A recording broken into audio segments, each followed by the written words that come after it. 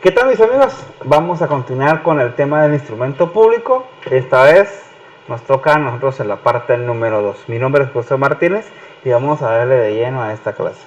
Antes de empezar, quiero invitarte a que te suscribas a mi canal de YouTube. Aparezco como Emanuel Martínez.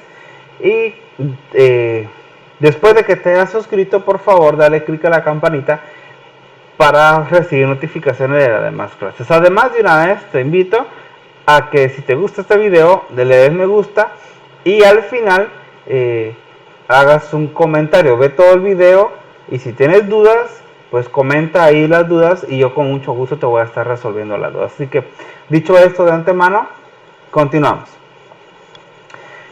Acerca del instrumento público, vimos una diferencia entre documento e instrumento.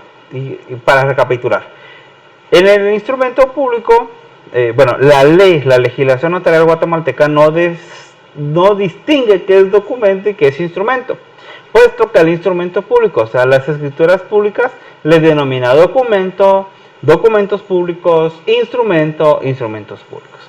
Ya vimos también las características. Ahora nos toca a nosotros hablar sobre las formalidades que conlleva el instrumento público. Y decimos que los instrumentos públicos o documentos públicos, como algunos tratadistas le denominan, si lo vemos desde el punto de vista civil, su formalidad la encontramos en los artículos 1576, 1577 y 1578 del Código Civil. El artículo 1576 establece los contratos que tengan que inscribirse o anotarse en los registros, cualquiera que sea su valor, deberán constar en escritura pública. El artículo 1577 establece que deberán constar en escritura pública los contratos calificados expresamente como solemnes, sin cuyo requisito esencial no tendrán validez.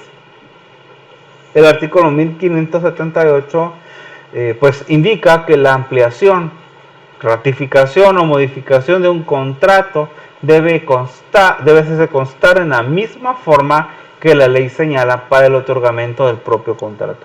Es decir, si yo voy a aclarar o voy a ampliar o voy a ratificar o voy a modificar un mandato, el mandato por sí es solemne. Entonces, de la misma forma como se autorizó el mandato, de la misma forma voy a ampliarlo, o lo voy a ratificar, o lo voy a aceptar, o lo voy a modificar de la misma manera. Desde el punto de vista notarial, en los artículos 29, 30, 31, 42, 43, 44, 46, 47, 48, 49 del Código Notariado, encontramos sus formalidades específicas, ¿verdad? Entonces, para los instrumentos públicos en general, sus formalidades radican en los artículos 29, 30 y 31 del Código Notariado.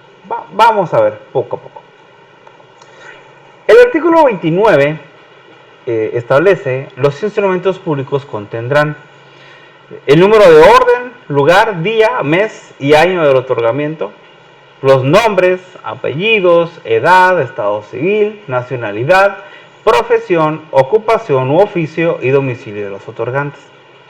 La fe de conocimiento de las personas que intervienen en el instrumento y de que los comparecientes aseguran hallarse en el libre ejercicio de sus derechos civiles. La identificación de los otorgantes cuando no los conociera el notario por medio de la cédula de vecindad, que actualmente es el documento personal de identificación, o el pasaporte, o por dos testigos conocidos por el notario, o por ambos medios cuando así lo estimare conveniente. La razón de haber tenido a la vista los documentos fehacientes que acrediten la representación legal de los comparecientes en nombre de otro, describiéndoles e indicando lugar, fecha y funcionario o notario que los autoriza, hará constar que dicha representación es suficiente conforme a la ley y a su juicio para el acto o contrato. La intervención de un intérprete nombrado por la parte que ignore el idioma español, el cual debe ser posible, deberá ser traductor jurado. Si el intérprete no supiere, no pudiere firmar, lo hará por él un testigo. La relación fiel, concisa y clara del acto y contrato, la fe de haber tenido a la vista los títulos y comprobantes que correspondan según la naturaleza del acto o contrato, la transcripción de las actuaciones ordenadas por la ley o que a juicio de notario sean pertinentes cuando el acto o contrato haya sido precedido de autorización u orden judicial o proceda de diligencias judiciales o administrativas. La fe de haber leído el instrumento a los interesados y su ratificación y aceptación. La advertencia de los otorgantes de los efectos legales del acto o contrato y de que deben presentar el testimonio a los registros respectivos. La firma de los otorgantes de las demás personas que intervengan y la del notario, precedida de las palabras anteriores. Si el otorgante no supiere o no pudiere firmar, pondrá la impresión digital de su dedo pulgar derecho y en su defecto otro que especificará el notario firmando por él un testigo. Y si fueren varios los otorgantes que no supieren o no pudieren firmar, lo hará un testigo por cada parte o grupo que represente un mismo derecho. Cuando el propio notario fuere el otorgante, pondrá antes de firmar la expresión por mí y ante mí. Estos son los requisitos o las formalidades generales del instrumento público. Pero no solo son los del artículo 30, del 29, perdón. El artículo 30 establece que en todo acto o contrato del otorgante que se obligue hará constar de manera expresa si sobre los bienes que motivan el acto o contrato existen o no gravámenes o limitaciones, cuando estos puedan afectar los derechos del otorgante, y el notario les advertirá las responsabilidades en que incurran si así no lo hicieran. Esta es la famosísima cláusula del saneamiento, y normalmente esta cláusula va en los contratos traslativos de dominio, normalmente. No lo he visto en los demás, pero sí en la mayoría que son los traslativos de dominio. El artículo 31 también es una formalidad general y son formalidades esenciales de los instrumentos públicos: el lugar y fecha del otorgamiento, el nombre, apellido o apellido de los otorgantes, razón de haber tenido a la vista los documentos que acreditan la representación legal suficiente de quien comparezca en nombre de otro, la intervención de intérprete cuando el otorgante ignore el español, la relación del acto o contrato con sus modalidades y las firmas de los que intervinieren en el acto o contrato o la impresión digital en su caso. Bueno, ya vimos las formalidades generales para todos los instrumentos públicos. Ahora vamos a ir a los específicos. Para los instrumentos públicos en específico, como es el caso del testamento y de la donación por causa de muerte, sus formalidades radican, además de las contenidas en los artículos 29, 30 y 31, en los artículos 42, 43 y 44 del Código Notariado. El artículo 42 del Código Notariado establece que la escritura pública del testamento, además de las formalidades generales, contendrá las especiales siguientes. Número 1, la hora y sitio en que se otorga el testamento. 2, la nacionalidad del testador. 3, la presencia de 2 testigos que reúnan las calidades que exige esta ley. 4, fe de la capacidad mental del testador a juicio del notario. 5, que el testador exprese por sí mismo su voluntad. 6, que el testamento se lea clara y distintamente por el testador o la persona que él elija y averigüe al fin de cada cláusula, viendo y oyendo al testador, si lo contenido en ella es la expresión fiel de su voluntad.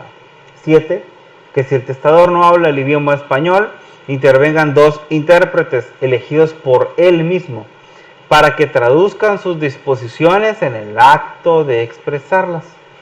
8.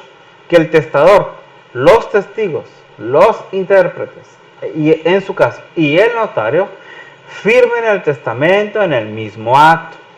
9. Que si el testador no sabe o no puede firmar, ponga su impresión digital y firme por él un testigo más, que deberá reunir las mismas calidades de los testigos instrumentales.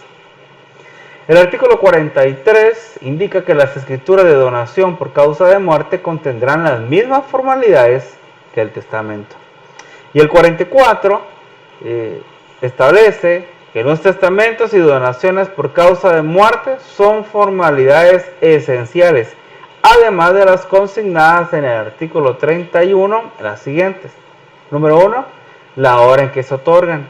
2, la presencia de dos testigos. 3, la expresión por el testador de su última voluntad. 4, la lectura del testamento o de la donación en su caso. 5, las firmas del otorgante o su impresión digital en su caso, de los testigos y del notario, y de los intérpretes si los hubiere. Para los instrumentos públicos en específico, como es el caso de las escrituras de sociedades, sus formalidades radican, además de las contenidas en los artículos 29, 30 y 31, en los artículos 46, 47 y 48 del Código de Notariado. El artículo 46 pues regula que la escritura constitutiva de sociedad, además de los requisitos necesarios para la validez del instrumento y de las estipulaciones propias de la clase a que corresponda, contendrá los siguientes. Número 1, clase y objeto de la sociedad, expresando las negociaciones sobre las cuales versará su giro. 2, razón social. 3, nombre de la sociedad, si lo tuviere. 4, domicilio de la misma. 5, capital social y la parte que aporta cada socio en dinero, en cualquier otra clase de bienes o en industria personal. El valor que se le asigne o la forma en que debe hacerse el justiprecio en caso que no se les hubiera asignado valor alguno. 6. Según la naturaleza de la sociedad, designación de la persona o personas que le administrarán y sus facultades. 7. Parte de beneficios o pérdidas que se asignan a cada socio, fecha y forma de su distribución. 8. Duración de la sociedad. 9. Casos en que procederá la disolución de la sociedad antes de su vencimiento. 10. Las épocas fijas en que se presentará la memoria, inventario, balance general de las operaciones sociales y proyecto de distribución de utilidades. 11. Base de las cuales debe hacerse la liquidación y división del haber social. 12. ¿Cómo se formará la mayoría en los casos en que los socios tengan derecho a votar? 13. Cantidad que pueda tomar periódicamente cada socio para sus gastos personales, según la naturaleza de la sociedad. 14. Si las diferencias que surjan entre los socios deberán ser sometidas o no a la resolución de árbitros y, en su caso, la forma en que se hará el nombramiento. Y 15. Los demás pactos que convengan los socios. El artículo 47 pues establece que la escritura pública y constitución de sociedad anónima, además de los requisitos determinados en el artículo anterior, deberá contener los siguientes. 1. Los nombres generales y domicilio de los socios fundadores. 2. La enumeración clara y completa del objeto de la empresa o negocio de que toma su denominación. 3. El capital de la compañía, el número, valores y clase de las acciones en que se divide, las preferencias en el pago de dividendos y amortizaciones de las distintas series de acciones, si las hubiere, las primas que se estipularen en caso de redención y la forma y plazo en que los socios deben consignar su importe en la caja social. 4. El monto del capital suscrito en el momento de la organización de la sociedad y la parte en que esté efectivamente pagada. 5. La forma de la administración, las facultades de los administradores, la manera de nombrarlos y las atribuciones que correspondan a la Junta General de Accionistas. 6. Las fechas en que deben celebrarse las sesiones ordinarias de Junta General de Accionistas. 7. La época fija en que debe formarse el inventario, el balance de inventario o cuadro del estado financiero y acorde los dividendos. 8. La parte de las utilidades que se destinan para formar el fondo de reserva. 9. El tanto por ciento de pérdida del capital social que debe causar la disolución de la sociedad antes del vencimiento de su plazo.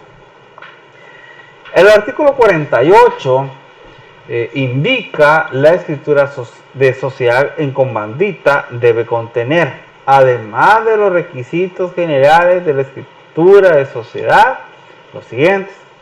1. Comparecencia como otorgantes de los socios gestores y de los comanditarios fundadores. 2. El capital social y la parte que aporte cada socio. Y si fuera por acciones, el número, serie y valor de cada acción. 3.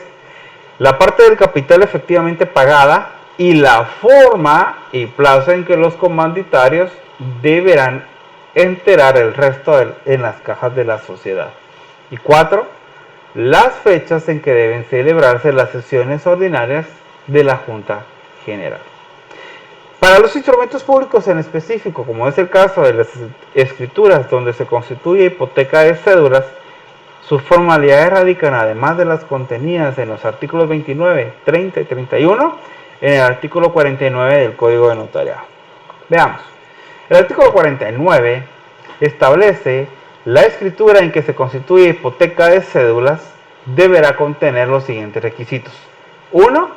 El valor total del crédito que garantiza la hipoteca y el monto de cada serie si se emitieren varias. 2. El valor y numeración que correspondan a las cédulas de cada serie. 3. El tipo de interés, el tiempo y lugar del pago. 4. La moneda en que se hace la emisión y la especie en que las cédulas serán redimidas. 5. El plazo para redención del capital adeudado o los plazos sucesivos en el caso de hacerse amortización gradual. 6. Designación de la finca hipotecada, su ubicación municipal y naturaleza de sus productos y frutos. 7. El valor del inmueble consignado en la matrícula de bienes afectos a la contribución del 3 por millar. Y 8. La designación del fideicomiso en caso de que fuera necesario tal nombramiento. 9. El nombre de la persona natural o jurídica encargada de hacer el servicio de la deuda, pago de intereses, comisiones y amortizaciones. El nombre de la persona o personas a cuyo favor se hace la emisión en caso que no lo fuere al portador o a favor del propio otorgante. 11. La especificación de las emisiones anteriores si las hubiere. Y 12. El orden de preferencia para su pago si la emisión se dividiere en series. Para los documentos, las formalidades en que se redactan en acta notarial, sus formalidades radican en el artículo 61 y 62 del Código de Notariado. El artículo 61 establece que el notario hará constar en el acta notarial el lugar, fecha y hora de la diligencia, el nombre de la persona que lo ha requerido, los nombres de las personas que además intervengan en el acto, la relación circunstanciada de la diligencia y el valor y número de orden del papel sellado en que estén extendidas las hojas anteriores a la última. En los protestos, inventarios y diligencias judiciales, observará las disposiciones especiales determinadas por la ley para cada caso, sin que sea obligatoria la concurrencia de testigos. Y el artículo 62 indica que el notario numerará, sellará y firmará todas las hojas del acta notarial. Hasta aquí es el tema del instrumento público, parte número 2. Todavía quedan 2 partes, espero que les haya gustado. Si te gustó, pues dale me gusta, compártelo con tus amigos en tus redes sociales. Y por favor, si tienes alguna duda, no dudes en, valga la redundancia, en dejar tu comentario y yo con mucho gusto te voy a estar resolviendo tus dudas. Así que nos vemos a la próxima.